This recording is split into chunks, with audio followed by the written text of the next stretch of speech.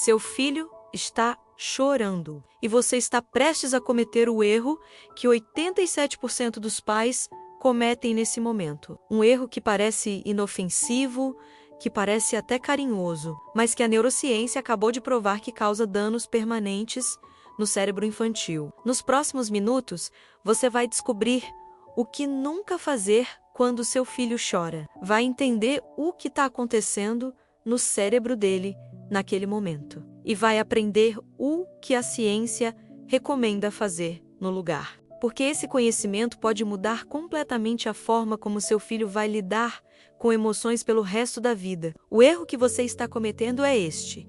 Você diz, não chora, não foi nada. Ou as variações. Para de chorar, criança grande não chora, engole o choro. Parece proteção, né? Você quer que seu filho pare de sofrer.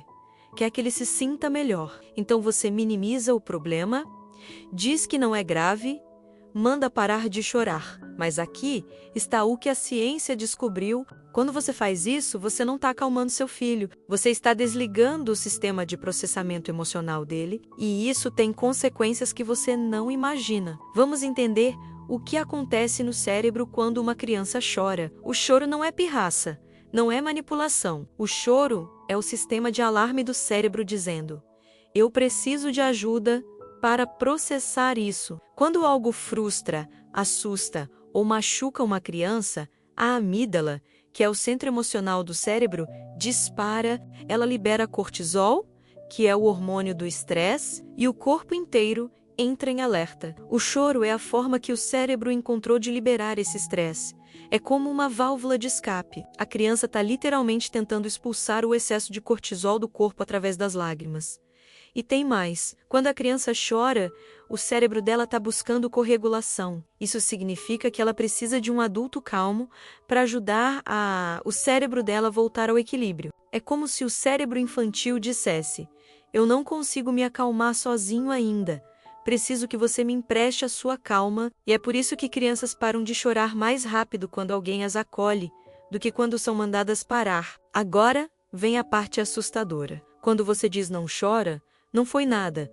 O cérebro da criança recebe 3 mensagens devastadoras ao mesmo tempo. Primeira mensagem: o que você está sentindo não é real. Segunda mensagem: você não pode confiar no que sente. Terceira mensagem: emoções devem ser escondidas, não expressas. E essas 3 mensagens criam o que os psicólogos chamam de invalidação emocional crônica. Um estudo da Universidade de Washington acompanhou 200 crianças por 15 anos. As crianças cujas emoções eram constantemente invalidadas tinham, aos 18 anos, 62% mais chances de desenvolver transtornos de ansiedade. Tinham 3 vezes mais chances de ter dificuldades em relacionamentos. E tinham 2 vezes mais dificuldade de identificar e nomear as próprias emoções.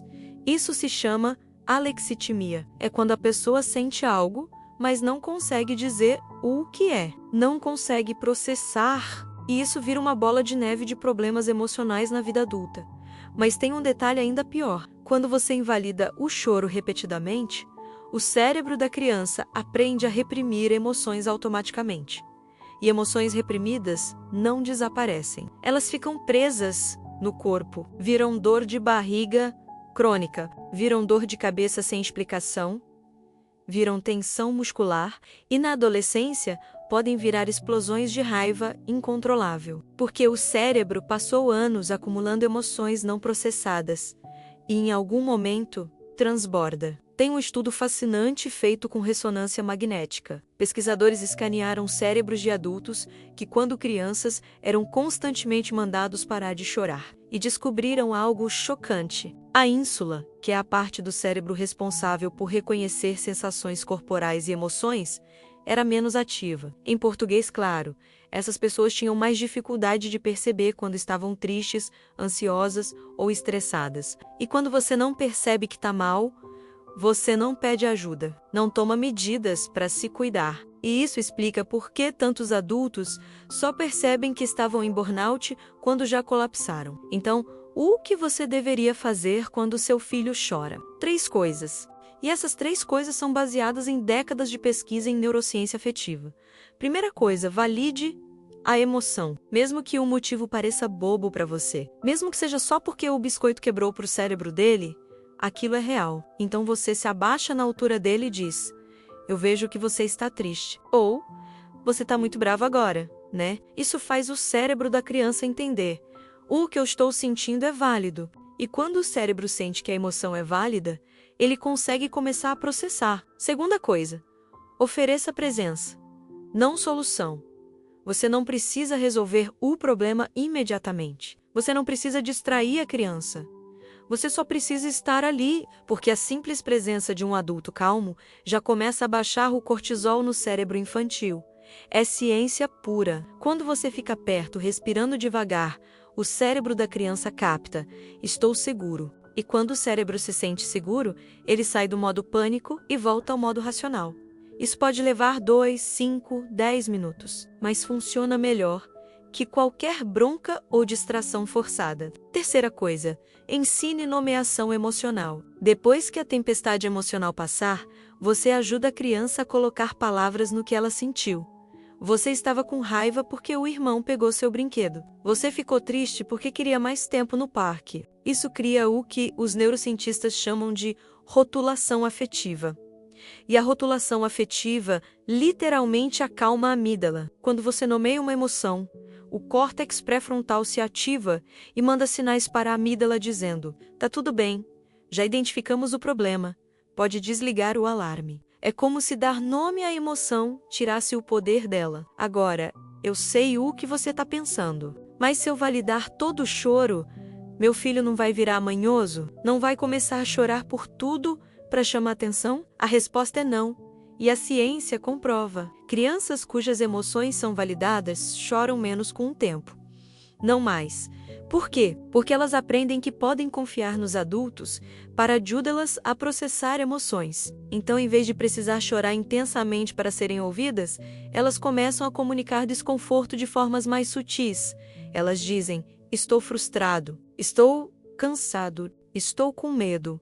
E isso evita crises. Já crianças cujas emoções são invalidadas fazem o contrário. Elas precisam chorar cada vez mais alto para serem levadas a sério, porque aprenderam que só choro intenso recebe atenção. Então elas escalam, gritam, esperneiam, fazem escândalo. Não porque são manipuladoras, mas porque é a única forma que encontraram de serem ouvidas. E isso cria um ciclo vicioso. Quanto mais você manda parar de chorar, mais a criança precisa chorar para se sentir vista. Tem um conceito em psicologia chamado banco emocional. Toda vez que você valida uma emoção do seu filho, você deposita no banco emocional dele. E quando ele tiver 13, 15, 18 anos e passar por algo realmente difícil, ele vai sacar desse banco. Ele vai lembrar: meus pais me ouviram quando eu estava mal. Então, eu posso confiar neles agora. Mas se o banco está vazio porque você passou anos invalidando, quando a adolescência chegar e ele enfrentar bullying, desilusão amorosa ou pressão social, ele não vai te procurar. Vai lidar sozinho ou pior, vai buscar validação em lugares perigosos. Agora vem uma verdade difícil. Quando você diz não chora, pare com isso. Muitas vezes não é sobre a criança, é sobre você, é sobre o desconforto que o choro dela causa em você, porque choro ativa a nossa própria amígdala. Mexe com memórias da nossa infância. Talvez você também tenha sido mandado engolir o choro. Talvez você tenha aprendido que emoções são fraqueza. E agora, sem perceber, está repassando isso. Mas aqui está a boa notícia. Você pode quebrar esse ciclo. Pode ser a geração que muda o padrão. Então vamos resumir tudo em passos práticos. Seu filho chora. Em vez de dizer, para de chorar, você respira fundo. Isso já baixa o seu próprio estresse. Você se abaixa na altura dele e diz: você está muito bravo agora. Ou, você está triste. Só isso. Você não tenta resolver ainda. Você fica ali, perto, respira devagar. E deixa ele processar. Quando o choro diminuir, você pergunta: quer me contar o que aconteceu? E aí você ouve, valida, ensina. Você diz: é muito frustrante quando as coisas não saem como a gente quer, né? Eu entendo. E depois, quando ele estiver calmo, aí sim você pode resolver o problema ou ensinar uma lição. Percebe como isso é diferente de mandar parar de chorar, você está ensinando inteligência emocional. Está ensinando que emoções são normais, que podem ser sentidas e processadas e que ele tem um adulto confiável ao lado dele. E isso é a base de tudo. Base de relacionamentos saudáveis, base de saúde mental, base de autoestima.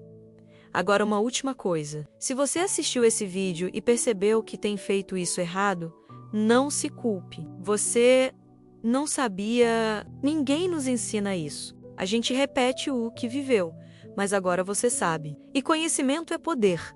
Poder de mudar, poder de fazer diferente, poder de criar um filho que cresce sabendo que pode sentir, pode chorar, pode ser humano e que sempre terá alguém que não vai mandar ele calar, mas vai sentar ao lado dele e dizer: eu estou aqui. Se esse vídeo te fez refletir, compartilha com outro pai ou mãe. E se quiser mais conteúdo sobre como criar filhos emocionalmente saudáveis, baseado em ciência e não em achismo, se inscreve no canal, porque educar é difícil. Mas quando você entende o que está acontecendo no cérebro do seu filho, tudo fica mais claro. E o choro dele deixa de ser um problema e vira uma oportunidade de conexão.